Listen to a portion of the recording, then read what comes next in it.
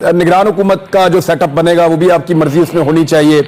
Election commissioner का मामला है, चेयरमैन नैब का मामला है, दीगर तैनातियों का मामला है, तो बाहर बैठ के तो नहीं हो सकता, बात तो करनी पड़ेगी। कोई है राब्ता? देखें, अगर तो वो फैसला करे इलेक्शन का डेट दे दें, जैसी वो इलेक्शन की डेट दे दे और असेंबली डिसॉल्व करने का टाइम दे दें, हम सब बातचीत करने के लिए तैयार हैं। अभी तक नहीं हो रही। लेकिन जब ये इलेक्शन का डेट ही नहीं दे रहे, जब तक ये तैयार ही इलेक्शन की डेट ही देने के लिए नहीं है और बस यही सोच रहे हैं कि किसी तरह टेक्निकली नॉकआउट कर दे तहरीक इंसाफ को, क्योंकि डरे हुए मैदान में ये जंग अब खेल नहीं सकते मैच, तो ये टेक्निकल नॉकआउट के ऊपर लगे हुए कि ये सारा ड्रामा है।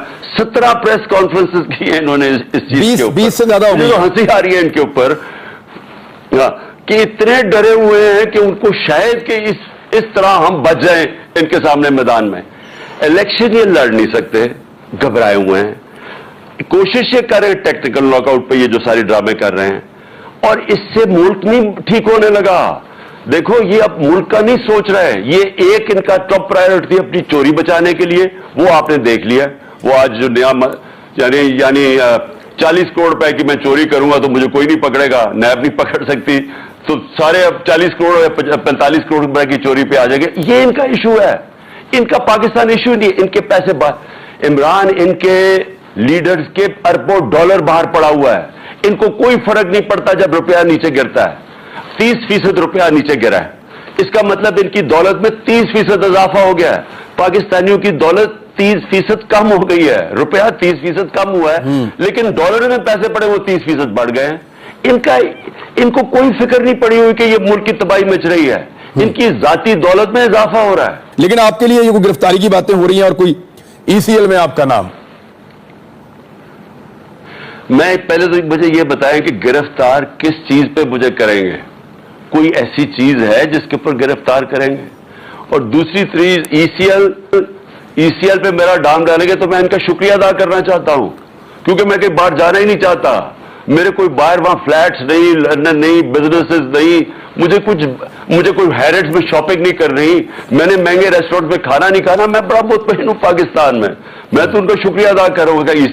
अच्छा, मुझे ये भी बताएं, इनको क्या मुसीबत पड़ जाती है जब इनको कह जी ECL पे आ गए?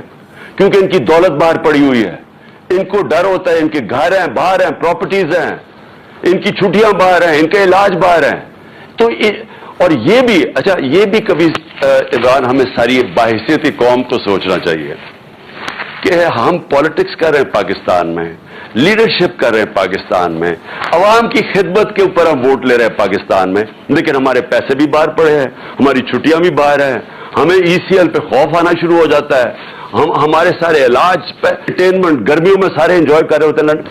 देखें, ये कहीं दुनिया में नहीं होता।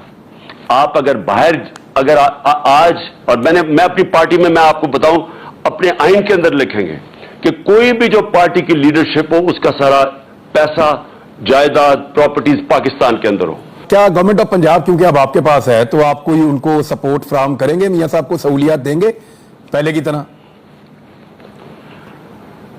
जेल में हम पूरी सहूलियत देंगे जो सारे को मिलनी चाहिए, आते ही जेल में डालेंगे तो देंगे।